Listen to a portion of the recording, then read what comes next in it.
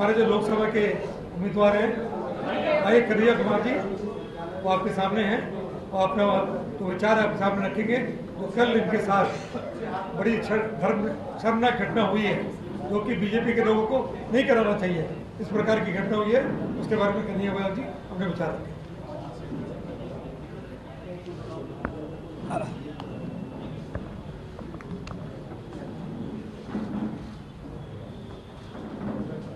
बोलिए आवाज आ रही। सबसे पहले तो मीडिया के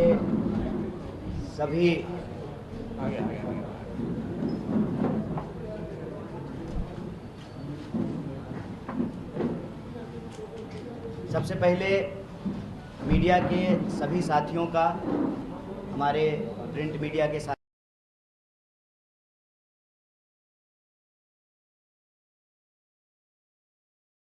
सहकारिता का कर्तव्य निभाने वाले आप सभी पत्रकार साथियों का और जो हमारे कैमरा के साथी हैं, आप सबका हम इंडिया अलायंस की ओर से, कांग्रेस पार्टी की ओर से बहुत स्वागत करते हैं, आपका अभिनंदन करते हैं। जैसा कि हमारे वरिष्ठ नेता और पूर्व मंत्री डॉक्टर नरेंद्र नाथ जी ने आपको बताया कि यह प्रेस वार्ता एक बहुत महत्वपूर्ण विषय पे बुलाई गई है।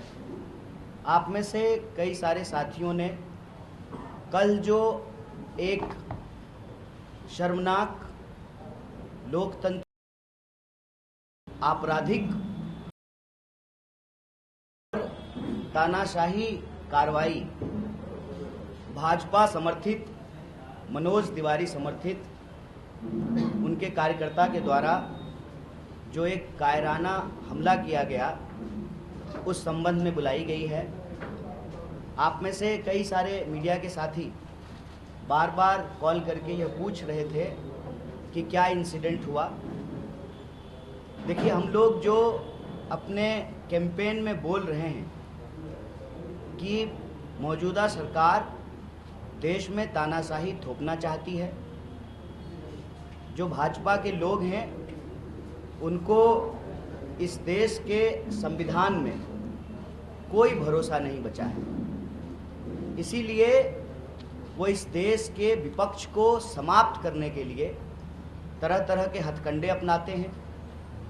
वो पहले बदनाम करते हैं, फिर डराते हैं और फिर खरीदने का प्रयास करते हैं।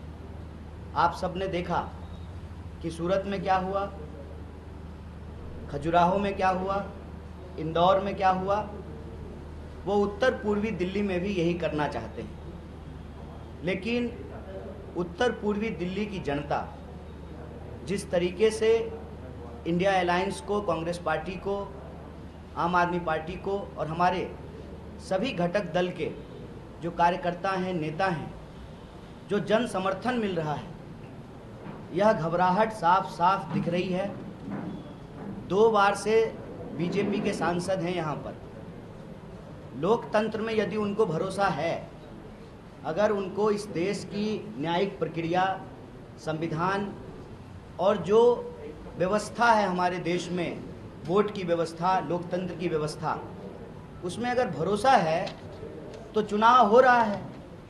वो बताएं कि 10 साल में उन्होंने क्या काम किया है, लेकिन अपना काम बताने की बजाय जब से कांग्रेस पार्टी की ओर से मुझे इंडिया अलायंस का प्रत्याशी बनाया गया है उत्तर पूर्वी दिल्ली से, लगातार झूठ बोल रहे हैं, डॉक्टर नकली वीडियो घुमा रहे हैं और आम लोगों को भड़काने का प्रयास कर रहे हैं। जब आम लोग इनकी बातों में नहीं आए, आम लोगों ने हर गली में इनसे यही पूछा कि सड़कें क्यों नहीं बन रही, जाम की समस्या क्यों नहीं समाप्त हो रही, क्यों यहाँ पर लॉ एंड ऑर्डर का, कानून व्यवस्था का एक गंभीर समस्या है और 10 साल में आप दिखाई क्यों नहीं दिए, हमारे सुख दुख में क्यों नहीं आए।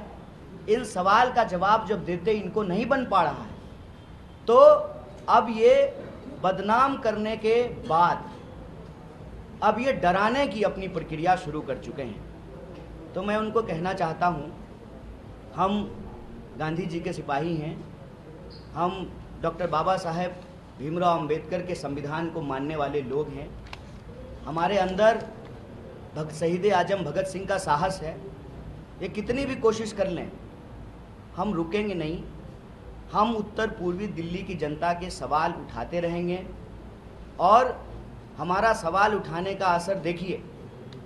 10 साल हो गए, 10 साल से सांसद हैं साहब, और 10 साल से प्रधानमंत्री जी, आदरणीय प्रधानमंत्री जी प्रधानमंत्री हैं। एक बार भी उत्तर पूर्वी दिल्ली नहीं आए। ऐसा क्या हुआ है इस बार के चुनाव में कि प्रधानमंत्री जी भी सभा करने के लिए आ रहे हैं आज। और जहां प्रधानमंत्री जी सभा करने के लिए आ रहे हैं, आदरणीय प्रधानमंत्री जी, आप कहते हैं बेटी बचाओ बेटी पढ़ाओ। कल हमारे ऊपर हमला करने के प्रयास में एक जो महिला पार्षद है छाया शर्मा, जिस वार्ड में प्रधानमंत्री जी आ रहे हैं उसी वार्ड की जो पार्षद है, उस महिला पार्षद पर भी अटैक किया गया। प्रधानमंत्री जी सभा करने के लिए आ रहे हैं। आदरणीय प्रधानमंत्री जी, आप कहते हैं बेटी बचाओ बेटी पढ़ाओ। कल हमारे ऊपर हमला करने के प्रयास में एक जो महिला पार्षद है छाया शर्मा, जिस वार्ड में प्रधानमंत्री जी आ रहे हैं उसी वार्ड की जो पार्षद है, उस महिला पार्षद पर भी अटैक किया गया, स्याही फेंकी गई। बाकी कंप्लेन उन्होंने पुलिस में कराई है। तो आप कहते हैं बेटी बचाओ बेटी पढ़ाओ। सड़क के किस तरफ आपके समर्थक हमला कर रहे हैं, सड़क के उस तरफ जो है आप आ रहे हैं। हम उम्मीद करते हैं कि प्रधानमंत्री जी इस बारे में एक शब्द बोलेंगे। देश के लोगों ने उनको अपना आशीर्वाद दिया, 2 बार प्रधानमंत्री बनाया। लोकतंत्र के द्वारा चुने हुए 140 करोड़ लोगों के प्रधानमंत्री हैं वो। उस पार्षद के भी प्रधानमंत्री हैं जिस पार्षद के ऊपर यह कायराना हमला किया गया है। मुझे उम्मीद है, मैं आशा करता हूं कि प्रधानमंत्री जी मंच से इसकी आलोचना करेंगे, इसकी निंदा करेंगे और अपने दोस्त जय शाह जी को, सॉरी माफ़ कीजिएगा, अमित शाह जी को, क्या कीजिएगा आजकल बेटा का नाम ही याद रहता है, अमित शाह जी को कहेंगे, गृह मंत्री हैं वो, कि पुलिस जो है इस पर कार्रवाई करेगी और इस इलाके में जो गुंडागर्दी फैलाने की कोशिश की जा रही है, जो आपराधिक माहौल पैदा करने की कोशिश की जा रही है, उस पर कानून जो है न्यायपूर्ण तरीके से कार्रवाई करेगी, निष्पक्ष तरीके से कार्रवाई करेगी। इस संबंध में हम आपको सिर्फ इतना कहने के लिए आए हैं कि 10 साल के सांसद के पास 10 काम नहीं है गिनाने को। कहते हैं कि 14,000 करोड़ खर्च किए, 14 पत्थर नहीं है शिलान्यास का और उद्घाटन का दिखाने को। इसीलिए जो सवाल हम उत्तर पूर्वी दिल्ली की जनता के हक के लिए पूछ रहे हैं, उन सवालों का जवाब देने के बजाय मुझे लगता है कि कहीं ना कहीं उनको लगने लगा है कि शायद उत्तर पूर्वी दिल्ली की जनता उनको स्वीकार नहीं कर रही है, इसीलिए वो यह कायराना पूर्ण आपराधिक हमला करा रहे हैं।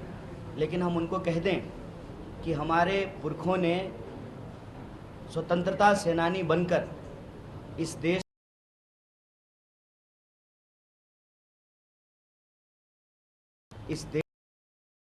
करेंगे। आपके कायराना हमले से, आपके द्वारा भेजे गए अपराधियों से, और अपराधी भी नमूना टाइप का, मतलब कुछ जो है लाइक मिल जाए, कुछ व्यूज मिल जाए, नमूना टाइप का। तो कुछ और सोचिए। इन चीज़ों से जो है हम रुकने वाले नहीं हैं और आपके माध्यम से उत्तर पूर्वी दिल्ली की जनता से हम अपील करते हैं कि लोकतंत्र में आपके हाथ में ताकत है। आप इस गुंडागर्दी का जवाब 25 मई को अपने वोट से दीजिए। इस तानाशाही का जवाब अपने वोट से दीजिए। जिस तरीके से एक महिला पार्षद पे हमला किया गया है छाया शर्मा जी के ऊपर, इसका जवाब अपने वोट से दीजिए। और 10 साल से जिन समस्याओं से आप जूझ रहे हैं, चाहे जाम की समस्या हो, ट्रैफिक की समस्या हो, सड़कें चौड़ीकरण नहीं हुई हो, पानी नहीं मिल रहा हो, जल भराव हो, जो भी परेशानी से आप जूझ रहे हैं, उसका जवाब वोट से दीजिए।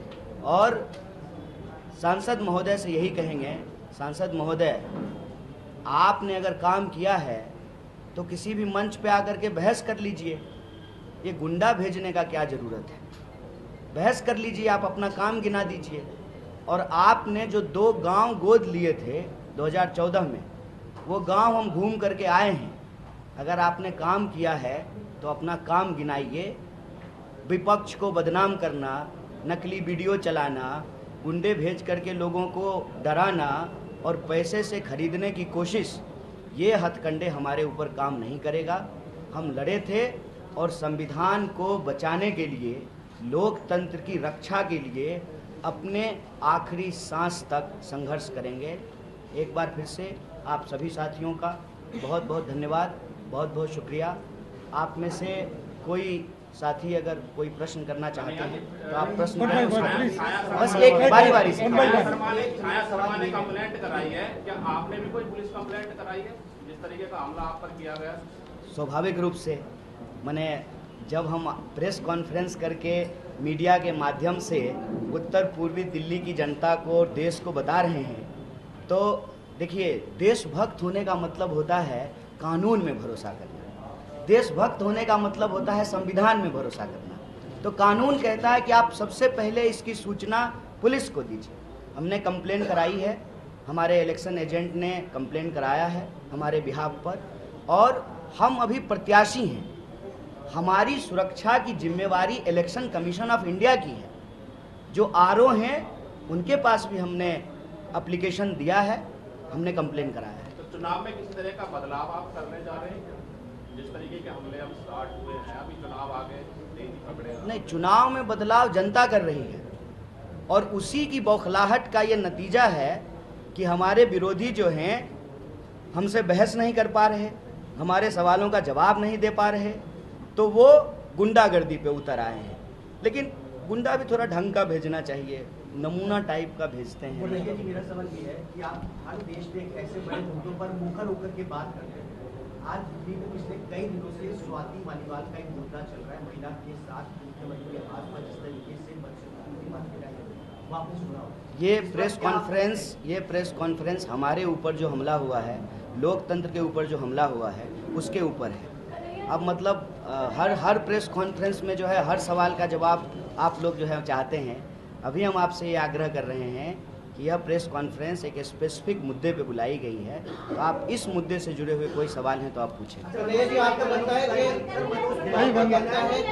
पुलिस आपको सही से नहीं दे पा रही है, क्योंकि जिस तरह आपके रोड शो निकल रहे हैं? नहीं, पुलिस कमी है। नहीं, मैं पुलिस को जिम्मेवार नहीं ठहराता हूँ। पुलिस तो, एक मिनट, इनका सवाल का जवाब दे। पुलिस तो हमारे साथ है और हम तो अपने लड़कों से भी कहते हैं कि हमारी सुरक्षा से ज़्यादा आप आम लोगों की सुरक्षा का ध्यान दीजिए। देखिए, लोकतंत्र में अगर आप पब्लिक लाइफ में हैं तो आपका पहला दायित्व जो है वो जनता की सुरक्षा है। तो मुद्दे पे बुलाई गई है, तो आप इस मुद्दे से जुड़े हुए कोई सवाल हैं तो आप पूछें। आपका लगता है कि पुलिस आपको सही से नहीं दे पा रही है, क्योंकि जिस तरह आपके रोड शो निकल रहे हैं? नहीं, पुलिस कमी है। नहीं, मैं पुलिस को जिम्मेवार नहीं ठहराता हूँ। पुलिस तो, एक मिनट, इनका सवाल का जवाब दे।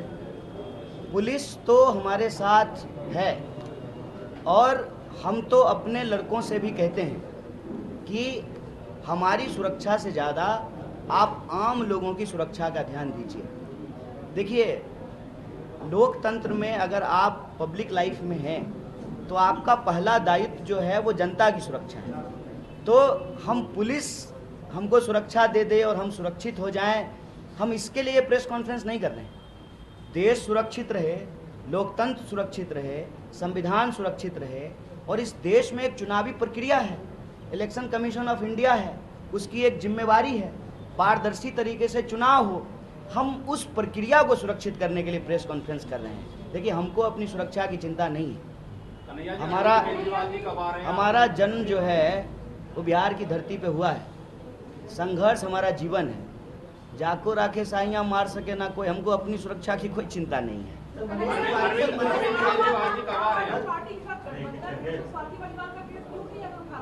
तो गठबंधन की प्रेस कॉन्फ्रेंस में उठाएंगे ना। अच्छा, आप दूसरा सवाल पूछिए, इससे जुड़ा हुआ कोई सवाल है? आपको इस विषय से जुड़ा हुआ कोई प्रश्न है? ठीक है, विमेन सिक्योरिटी पे अलग से जो है प्रेस कॉन्फ्रेंस करेंगे।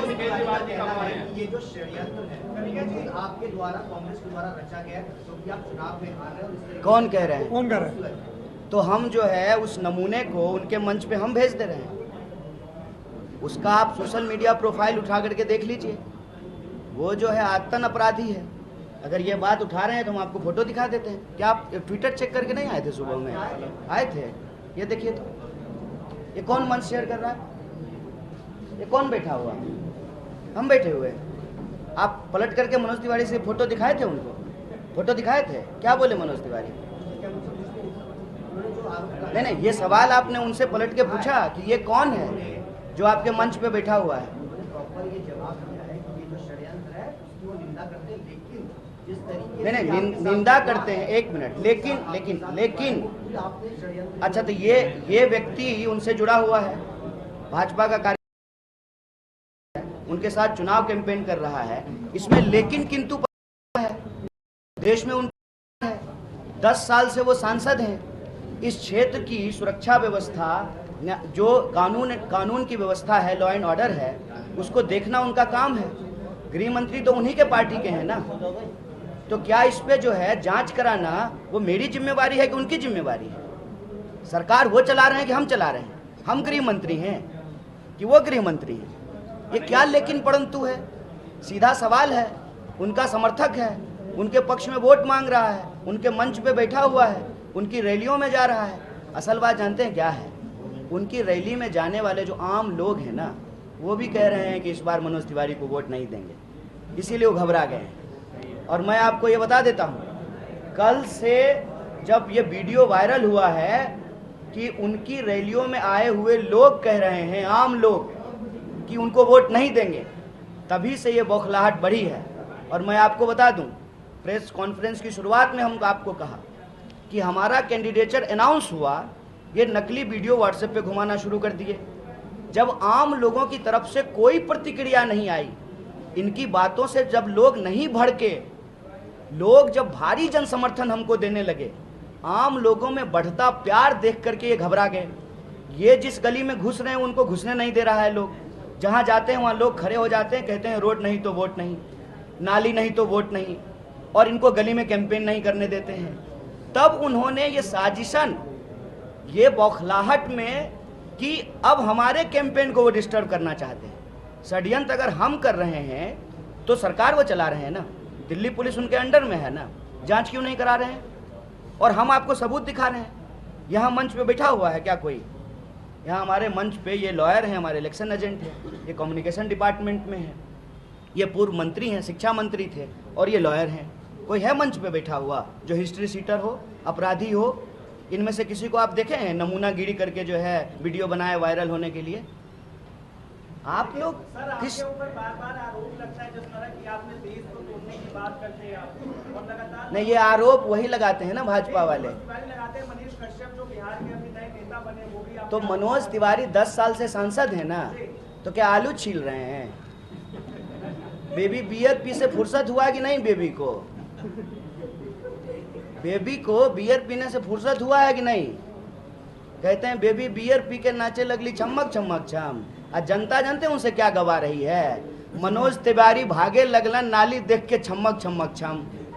जिस गली में जा रहे हैं उस गली में लोग नाली दिखा रहा है उनको, नाली देख के भागे लगलन छमक छमक छम। क्या कर रहे हैं? ओल तोल रहे हैं कि आलू कि जो है गन्ना का जूस निकालते हैं, सरकार चलाते हैं कि मजाक कर रहे हैं? सबूत अगर है आपके पास, नकली वीडियो के अलावे अगर आपके पास सबूत है, 18 महीने से आपने मनीष सिसोदिया जी को जेल में बंद करके रखा है, 2 मुख्यमंत्री को आपने जेल में डाल दिया, और हम कोई आज की घटना ये बोल रहे हैं? 8 साल हो गए, 8 साल। जैसे उनका गोद लिया हुआ गांव गोदी से नीचे नहीं उतर पा रहा है, नकली वीडियो से ही आगे नहीं बढ़ पा रहे हैं।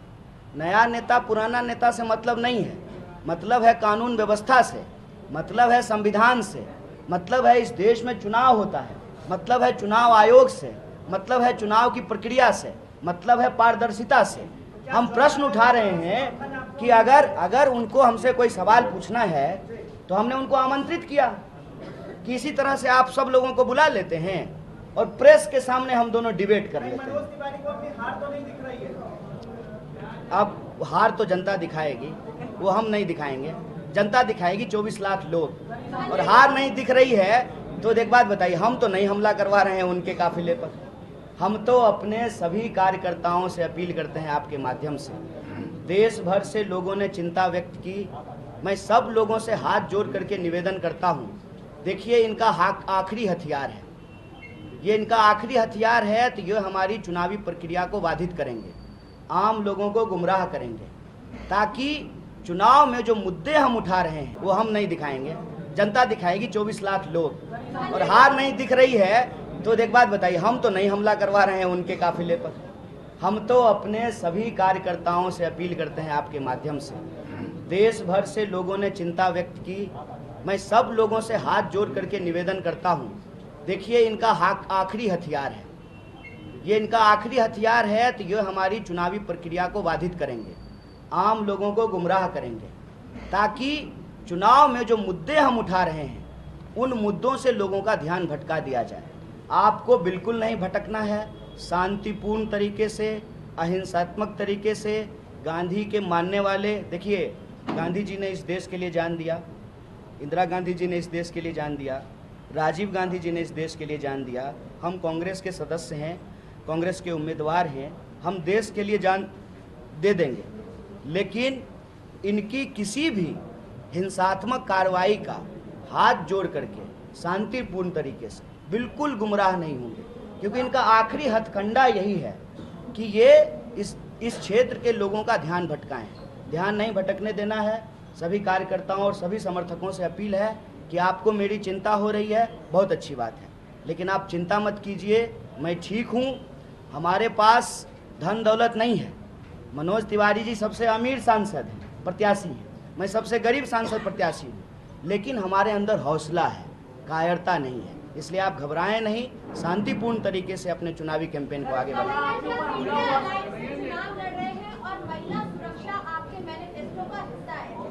महिला सुरक्षा पे अलग से प्रेस कॉन्फ्रेंस करेंगे, आप पूछ लीजिए। भाई वन बाई वन प्लीज। हाँ जी,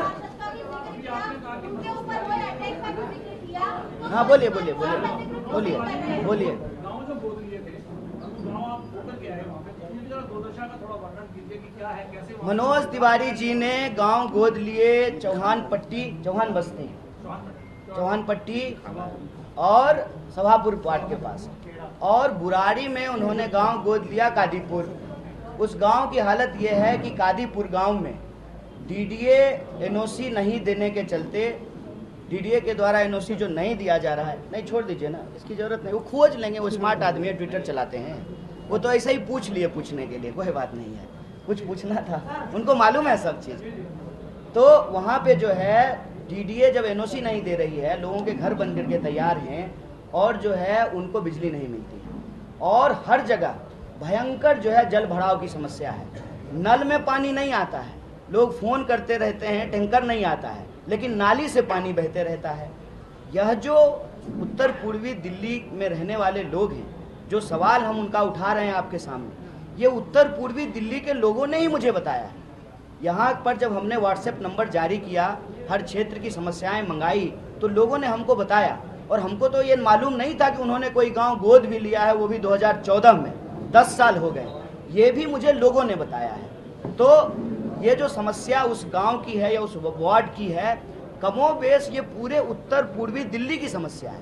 हर जगह आपको जाम से जूझना पड़ेगा, हर जगह जो है रोड सड़कों के चौड़ीकरण का सवाल है, हर जगह जो है कानून व्यवस्था से जुड़ा हुआ मुद्दा है, हर जगह जो है जलभराव की स्थिति है, हर जगह जो है आपको पानी की कमी देखने को मिलेगी। तो ये मुद्दे हर जगह देखने को मिलते हैं। इतना बड़ा हमला हुआ आपके ऊपर, तो केजरीवाल जी से या राहुल गांधी जी से कोई बातचीत हुई क्या? आज उनको इस प्रेस कॉन्फ्रेंस में आना चाहिए था? नहीं, हमला हुआ है, जो है एक जो है आपराधिक घटना हुई है, तो पुलिस से बात करेंगे ना पहले, पुलिस को कंप्लेन।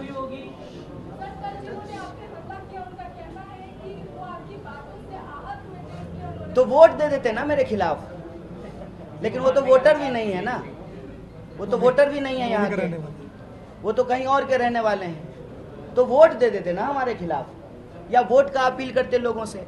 हम तो चुनाव लड़ रहे हैं ना संविधान के मुताबिक। अगर उनको इस देश के संविधान में भरोसा है तो वो लोगों को कहते कि वोट मत दो, वो तो कह ही रहे हैं। तो जब लोग उनकी बात नहीं सुन रहे हैं तभी तो जो है अपने अब कानून वो अपने हाथ में ले रहे हैं। ना वो तो मैंने दिखा दिया आपको। आप ट्विटर देख लीजिए ना, इंस्टाग्राम चलाते हैं, देख लीजिए ना खोज के। मनोज तिवारी जी के कैंपेन का फोटो देख लीजिए, मिल जाएगा आपको। उनके रैली का फोटो देख लीजिए, मिल जाएगा। इसमें क्या है देखिए, हाथ कंगन को आरसी क्या, पढ़े लिखे को फारसी क्या, सब समझदार आप लोग हैं, 1 मिनट में खोज के निकाल लीजिएगा। और हम झूठ बोल रहे होते यहाँ बैठ करके तो अभी तक जो है आप सवाल पे सवाल दाग रहे होते। आप सबको यह बात मालूम है कि भाजपा के द्वारा भेजे गए गुंडे थे। और भाजपा ने ये गुंडा क्यों भेजा? क्योंकि उनको हार से डर लग रहा है। तो हम उत्तर पूर्वी दिल्ली की जनता से अपील करते हैं कि इस बार 25 मई को तानाशाही के खिलाफ, गुंडागर्दी के खिलाफ और अपने बच्चों के, अपने जीवन से जुड़ी हुई समस्याओं के पक्ष में वोट कीजिए। तानाशाही के खिलाफ आप इंडिया अलायंस को वोट कीजिए, कांग्रेस पार्टी को।